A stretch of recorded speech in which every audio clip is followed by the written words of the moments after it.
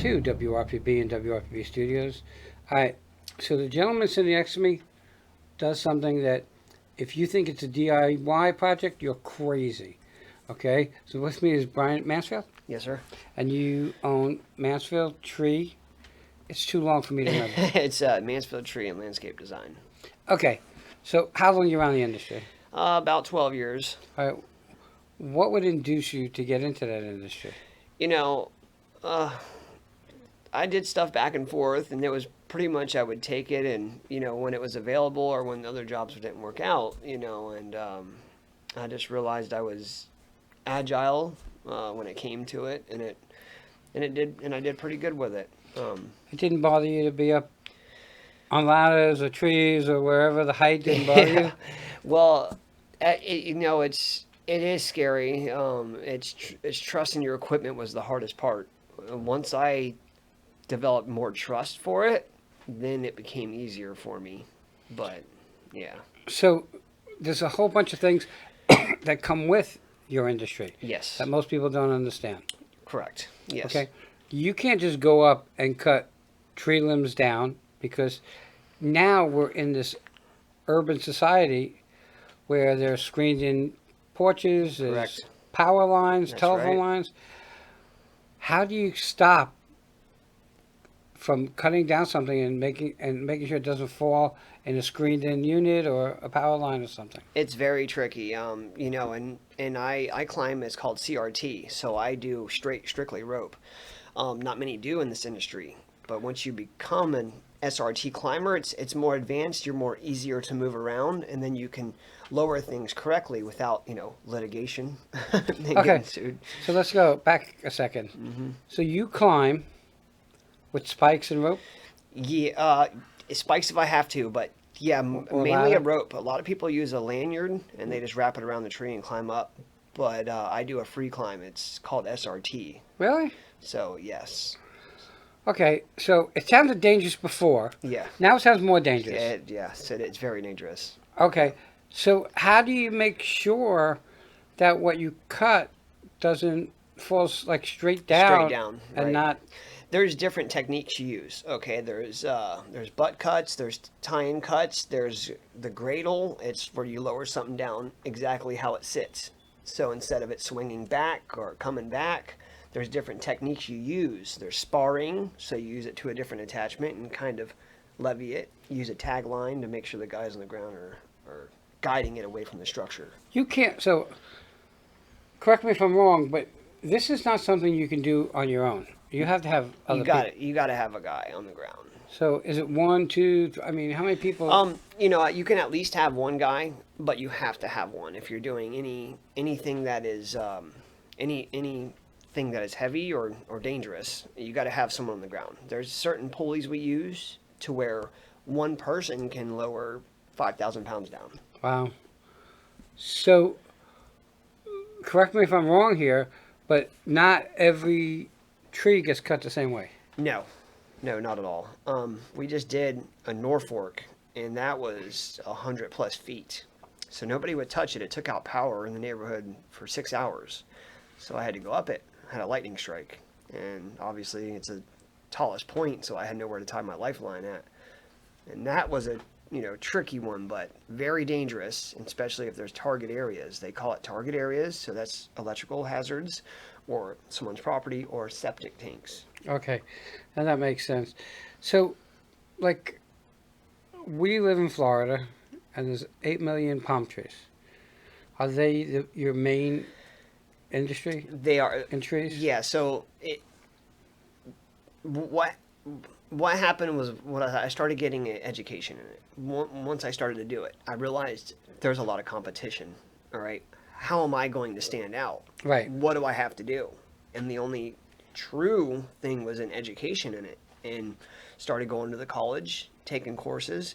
I got my agriculture and consumer services. It's kind of a degree, so I had to go to the college to get that, and that's for handling invasives. So I'm invasive certified, which was very hard, so I can go on state parks or areas that no one can. So I know if there's an area that they can't get to, I know my service can handle it.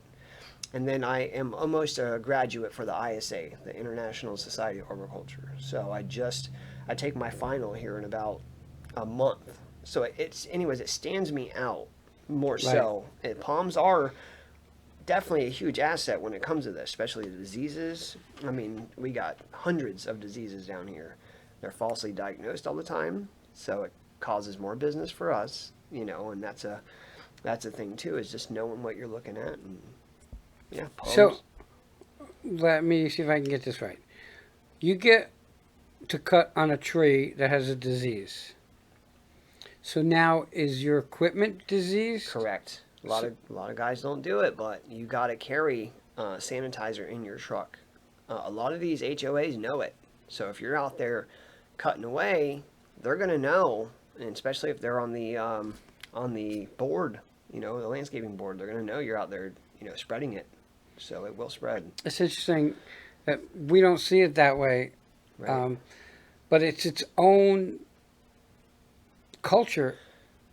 Okay, now so we spoke about the trees and stuff, and we know that come hurricane season, we have to kind of cut back, Right. so that the 4 gazillion palm fronds, okay, are kind of cut back a little bit.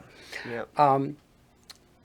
Is that a necessity to cut them back, or is it just for looks? So it's an aesthetic. So they call them monocot. So it's monocotyledon. It's part of the Ericaceae family. It's the palm tree. So it's a grass. It doesn't have any secondary growth, or it has a perennial foliage. So it stays evergreen all year, unlike most trees do. Right. And it does have a beard, so they call that the beard of the tree. The tree prefers to have the stuff on it, but for aesthetics and for human, activity around, then it is hazard. Some of those are 100-pound fluorescents, they call the torpedoes. And Right. They could hurt you. That's so interesting.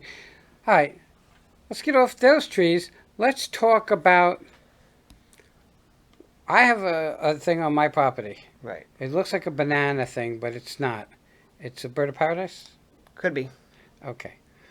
What happens is they grow, because it grows kind of flat like this with these big leaves, Yep.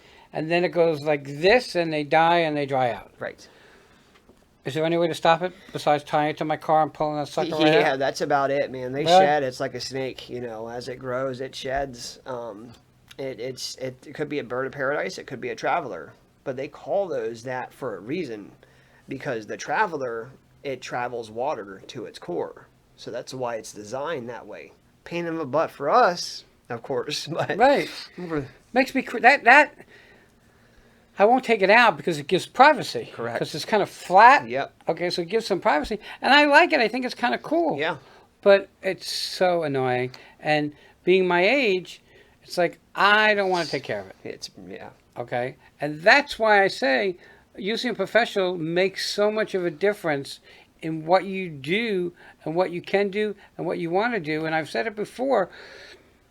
If I can make $10 an hour, and I'm just picking numbers out of my head, okay, and he's charging $10 an hour, why would I want to do it when I could make that $10 an hour, one, or I could spend that time with my family? Correct. Okay, and by paying you, we stimulate the economy, okay, because you have a family to feed and you have your own things to take care of, just like we do. And I know it's not $10 an hour. Don't quote me on that $10 an hour mark, okay? Because I wouldn't cut on a step stool, okay, for $10 an hour. Right. For $10 an hour. Right. So when you started, did you like use ladders and stuff, and then grow to doing rope? Yes. So I did ladders for a long time. There's ways to do it with a ladder. Is it preferred? It's not. In the climbing industry, they frown on you for bringing a ladder. If you're not able to tie a rope in that tree, throw it up in the air and pull yourself in that tree, they don't consider you a true climber in the industry. That is like so interesting, because it's for us, we don't see it that way. We think that, well, they'll take a ladder and do that, or they'll rent a bucket, Right. okay? And how often do you rent a bucket? I do. I do occasionally. I run a bucket. If it calls for it, if there's enough hazards for me to do so. But most of the time, I mean, it's the fundamentals of climbing. If you can't, that bucket's not always going to be there, and you can't get access to all these trees. So regardless, you're going to have to call a true climber out if it's in the backyard. If there's substructures, if there's anywhere you can run over something, then you're going to have to call someone to climb eventually. You know, there's so many things that can go wrong. And I remember moving and didn't know. I got this house and I was moving in, and we rented a truck and we pulled it through the backyard, and all of a sudden the truck started to tip and go like this. We ran over the old septic. Oh, yeah. Okay. Mm-hmm. So now I had to call a tow company to pull the truck out. Yep. So what I saved by not using a moving company, it cost me. It cost you. If I were to go up on a ladder and cut something down on my tree and it goes through a window or hits my car, dents my car, it just doesn't seem to pay. No. Okay. What do you see the future of your company? Well, right now, we're about to have another truck going. We had one truck in the shop, so now we're just going to delete that one, and we have another truck coming. With the education, I pursued that, and I should have put more time into the business, but now I'm back at it. Well, growing. That's an issue of a cost of doing business. Correct. Okay, so we closed basically between Christmas and New Year's because we were having some construction done here. Cost of doing business, I could have stayed open and made money. The problem that you have is today, construction people don't show up. So as you're sitting in the studio here, there's boxes over there waiting to go because the ceiling needs to be done and stuff. But that's the cost of doing business to better your business. Okay? Would those tiles change how much money we make? No. It just a cost of doing business to make our company better. Right. Okay? And that's what you do when you're in business. And I say, if you're an entrepreneur, you're a little bit crazy. Right. If you're an entrepreneur with a brick and mortar, you're even crazier. Yeah. And if you're an entrepreneur with a brick and mortar in the restaurant industry, the food industry, you're totally crazy. Yep. Now, you don't have a brick and mortar. No. But you still pay insurance. You still pay for your vehicles, which are like a brick and mortar. Yep. And where we pay FP&L, you pay Sunoco, 7-Eleven, whoever you got to buy gas from. Yeah, correct. So you're really in what I consider the brick and mortar industry. Right. Okay? Oh, you know, when something goes wrong here, I need to fix it. When something goes wrong with your vehicles, you need to fix it. One's in the shop. Yep. So I totally get it.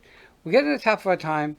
How do people find you? You have a website? Yeah, we do. We got it's called Mansfield.gottrees.com. That's our website. And then we're on social media. We're on Facebook. We're on Google. We're on YouTube. A lot of videos on YouTube. And you have a phone number? I do. Do you know it by heart? Yeah. Oh, yeah. That's surprising.